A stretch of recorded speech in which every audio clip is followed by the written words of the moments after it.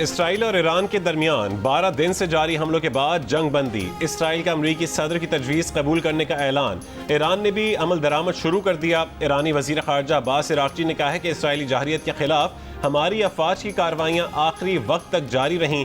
हमारी अफवाज हर हमले का जवाब देने के लिए खून के आखिरी कतरे तक तैयार हैं।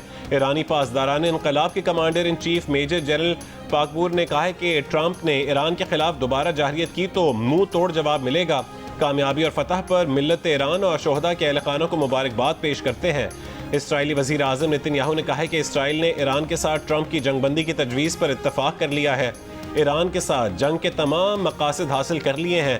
इसराइल जंगबंदी की किसी भी खिलाफ वर्जी पर ताकतवर जवाब देगा।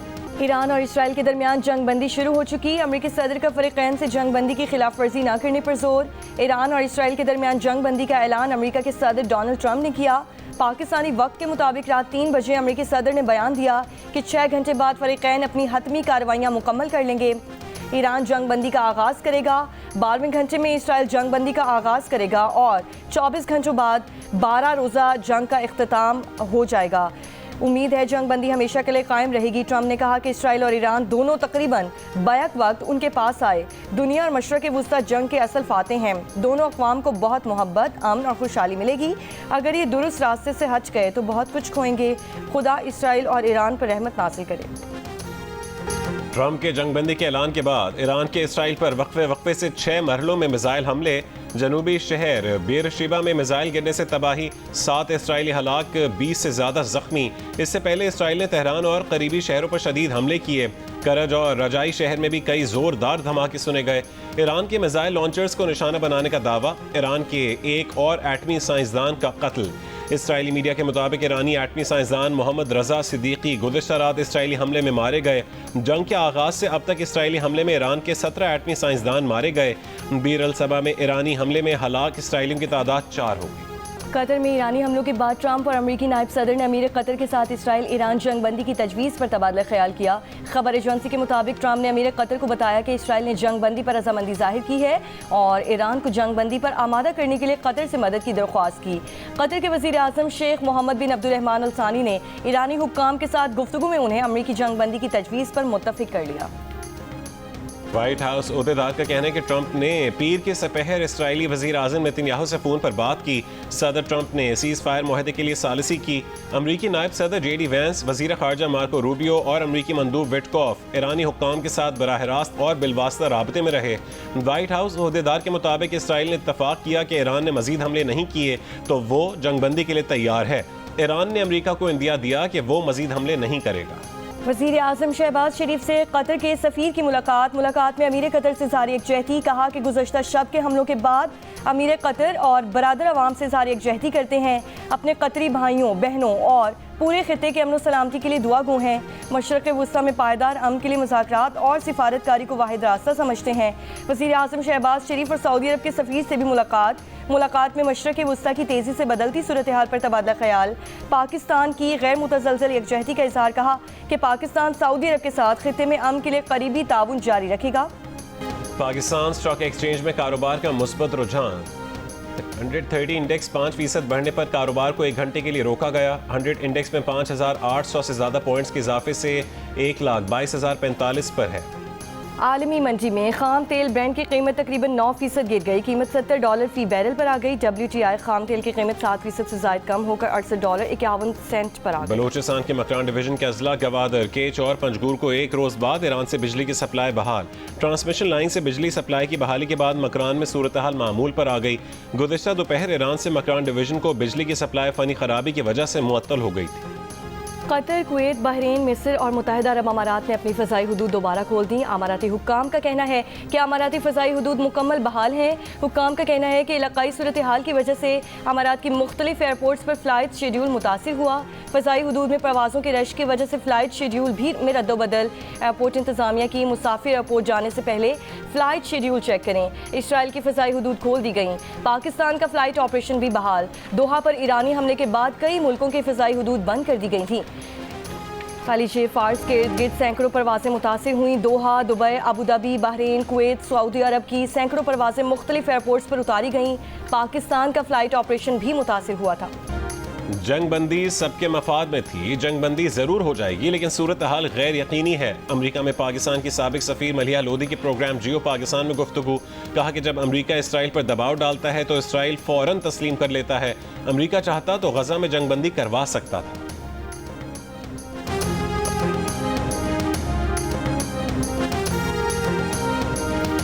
ईरान इसराइल फायरबंदी में रूस का भी इंतहाई अहम किरदार है, इसीलिए उम्मीद है कि फायरबंदी कायम रहेगी। साबिक chief of general staff general retired Mohammad Saeed की प्रोग्राम जियो पाकिस्तान में गुफ्तगू।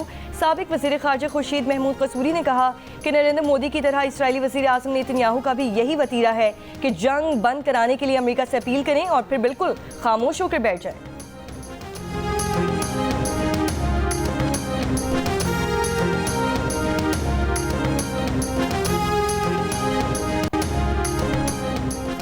अमरीकी अखबार वाशिंगटन पोस्ट ने इंकशाफ किया कि 13 जून को ईरान पर इसराइली हमलों के बाद इसराइली इंटेलिजेंस ने आला ईरानी फौजी अफसरान को खुफिया फ़ोन कॉल्स के जरिए धमकियां दी, जिनका मकसद तेहरान की क़यादत में खौफ, इंतशार और बदएतमादी फैलाना था। अखबार के मुताबिक इसराइली एजेंटों ने फ़ारसी ज़बान में ईरानी जनरल्स को कॉल करके खबरदार किया कि अगर उन्होंने रहबर आला आयतुल्लाह ख़ामेनी की हिमायत तर्क ना की तो उन्हें भी निशाना बनाया जाएगा। एक ऑडियो रिकॉर्डिंग में एक इसराइली एजेंट ने एक आला ईरानी जनरल से कहा कि तुम्हारे पास 12 घंटे हैं कि अपनी बीवी और बच्चे समेत फरार हो जाओ, वरना तुम हमारे निशाने पर हो। एजेंट ने मजीद कहा कि हम तुम्हारे इतने करीब हैं जितने तुम्हारी शहरक। जनरल से कहा गया कि वो ईरानी हुकूमत से ला ताल्लुकी का वीडियो बनाएं और मखसूस टेलीग्राम ID पर भेजें। अभी तक ये वाज़ेह नहीं कि वीडियो बनाई गई या नहीं, लेकिन अखबार के मुताबिक ज़राए का कहना है कि ये मुहिम ईरानी क़यादत को नफसियाती दबाव में लाने के लिए शुरू की गई थी। इसराइली वज़ीर आज़म नेतन्याहू के दफ्तर ने इस मामले पर कोई तबसरा नहीं किया। इराक के दारुल हुकूमत बगदाद में धमाके। इराकी फौजी अहदेदार के मुताबिक शिमाली बगदाद के कैंप ताजिम मिलिट्री बेस को ड्रोन ने निशाना बनाया। ड्रोन हमले में कोई जानी नुकसान नहीं हुआ। Camp Tajim military base Iraqi और इत्तहादी अफवाज के ज़ेरे इस्तेमाल है। हमें अपने माहौल को साफ सुथरा रखना होगा। साफ माहौल से ही पोलियो वायरस समेत मुतादी अमराज का खात्मा मुमकिन है। वफाकी वजीर सेहत मुस्तफ़ा कमाल का इस्लामाबाद में तकरीब से खिताब। कहा कि सेहत के शोबे में तरक्की के लिए दिन रात कोशां हैं। अस्पतालों में इलाज मुआलजे की सहूलियात के लिए जदीद खतूत पर काम कर रहे हैं।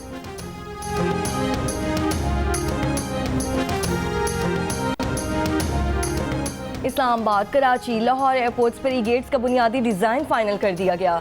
पाकिस्तान एयरपोर्ट्स अथॉरिटी के मुताबिक डिज़ाइन जर्मन माहिरीन के पाकिस्तान दौरे के दौरान किया गया। ई गेट्स तनसीब के बाद मुसाफिर खुदकार निज़ाम से इमिग्रेशन मुकम्मल कर सकेंगे। मंसूबा एयरपोर्ट्स के लिए महफूज, काबिल तौसी और जदीद टेक्नोलॉजी फराहम करेगा।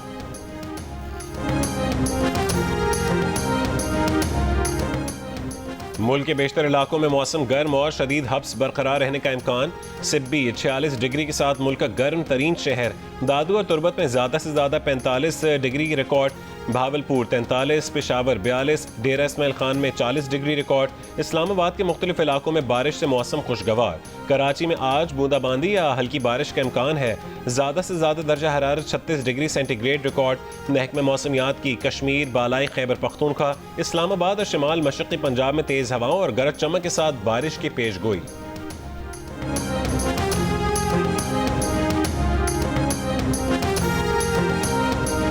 नौशकी में डिप्टी कमिश्नर हाउस में शॉर्ट सर्किट से लगने वाली आग से तारीखी इमारत जल गई।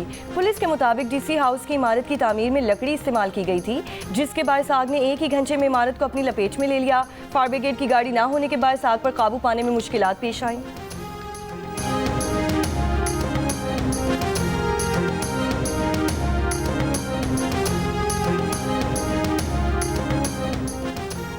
कराची में लांढी फ्यूचर मोड़ के करीब वाटर टैंकर की टक्कर से मोटरसाइकिल सवार जाँ बहक हो गए। ड्राइवर को गिरफ्तार कर लिया गया। पुलिस के मुताबिक शहर में रवां बरस हैवी ट्रैफिक हादसात में जाँ बहक अफराद की तादाद 138 हो गई।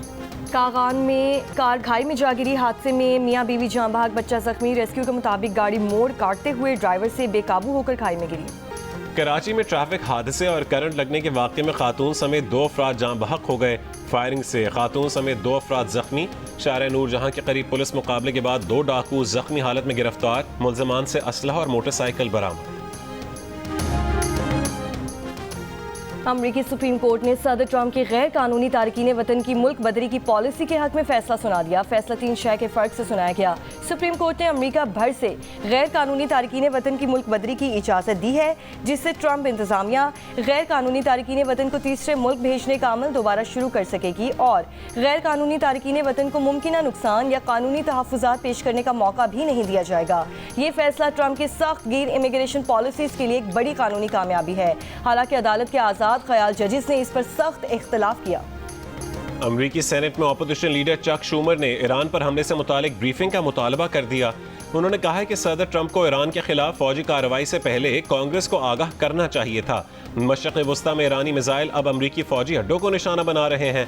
मशरक़ वस्ता में हज़ारों अमरीकी फौजियों की जानें खतरे में पड़ गई हैं। इसलिए ट्रंप इंतजामिया ईरान पर हमले और उसके रद्दमल से मुतालिक ब्रीफिंग दे। ट्रंप इंतजामिया किसी भी अमरीकी रद्दमल की तफसीलात, दायरा कार और टाइम लाइन से मुतालिक सेनेट को आगाह करे।